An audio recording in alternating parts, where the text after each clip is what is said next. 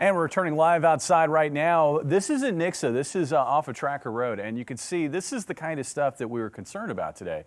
You get these low water crossings where, normally the roads are dry, but then when you get a lot of rain in a short period of time, well, those creeks turn into small rivers. And you can see we've got a car approaching that flooded roadway. That little marker right there indicating almost 2 feet of water crossing the road at that point. And that would certainly be way too deep for that vehicle to try to cross through. It would cause it to probably float a little bit and then move off the road. So they're doing the right thing. Turn around, don't drown. The good news is that the steady heavy rains that we had in that location and across Highway 60 west of Springfield, those rains have shut down. Now, we're not completely done with the rain threat overnight tonight, but the steady heavy rains have ended in those locations after, in some cases, 3 to 6 inches of rain fell. Now we turn our attention to the north, where we have a series of strong thunderstorms. In fact, there's one storm that's severe right now. It's making its way into Stockton, and that one has a hail core with it. Looks like hail maybe up to quarter size. There's another thunderstorm a little further southwest down toward Lamar, likely some hail maybe up to nickel size with that one, and that one's going to make its way into northwestern Dade County. So in addition to heavy rainfall, there is also a risk for a lot of lightning and also maybe some strong wind gusts with these stronger storms that we're finding on the map right now, and maybe some hail as well. Now, as far as here in Springfield, looking to the northwest, the skies are certainly very threatening, dark. Looks like most of this will stay north of Springfield, but I think this portion right in here may try to clip at least the northern half of Greene County as these storms track a little south of east at about 25 miles per hour. Now, heading into the rest of this evening, for at least the next several hours, the threat for heavy rainfall will tend to be north of, say, a Nevada to Winona line. And across that area, along and north of that line, we could see maybe 1 to 3 inches of rainfall over the next several hours.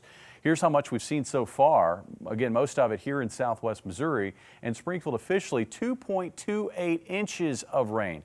Here at the Color 10 Studios, we picked up over 2 inches of rainfall. And looking at radar, it looks like across town we've seen, generally speaking, between 2 and 2.5 inches of rainfall. And that's certainly got some of the creeks running high here in the Springfield area. We've had some other reports come in from weather watchers, Kason Mullins and Brad Stowe, under an inch in both of those locations, but we just haven't seen quite the focus of heavy rainfall in those spots. I think we will, at least in Brad Stowe's case, up in northern sections of Polk County. I think we're going to find some heavier rain over the next couple hours as this band of heavy rain continues.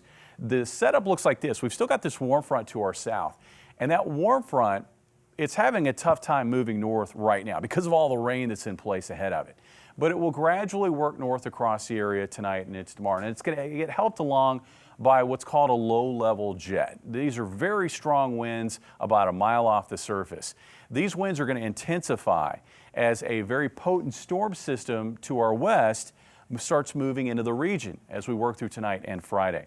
And along the axis of this low-level jet, that's a favorite area for a corridor of showers and thunderstorms. So I think what will happen is later tonight, after a lull this evening, we're going to find a corridor of rain and thunderstorms to the west spill over into the area by tomorrow morning as this low-level jet moves in.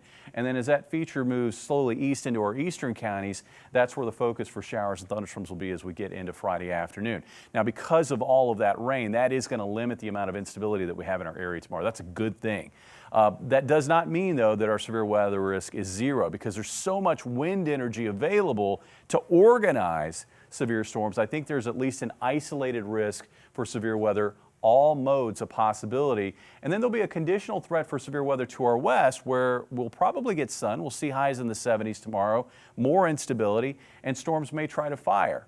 And if they do fire, as they move east into western Missouri, there is going to be a risk for severe weather with those storms, all modes a possibility. So looking at our forecast for tonight, again, a lull as we work through midnight tonight, and then you can see the showers and thunderstorms really kind of flare back up again, move into the area by 7 o'clock, gradually shifting east of the area during the day. And then we may see some additional development to the west heading into the late afternoon and early evening time frame. Now, I think we're going to be able to shut down most of that shower and thunderstorm activity by late evening Friday. Quiet on Saturday, warm, humid, windy. Wind gusts approaching 30 miles per hour, high of 81, and then additional storms will fire up to our west Saturday night. It'll take a little bit of time getting it into western Missouri late. I think Saturday night there'll be a risk of severe weather with that activity, and then throughout the day on Sunday, I think we're kind of back at it like what we're going to find on Friday. Scattered showers and storms. Some of those could be severe, and then we'll see the weather pattern quiet down for at least a spell next week. Additional storms, though, probably moving back into the area on Thursday. So we need to be weather aware this weekend. Weather aware, particularly on Friday and on Sunday. All right. All right. Thank you, Jamie.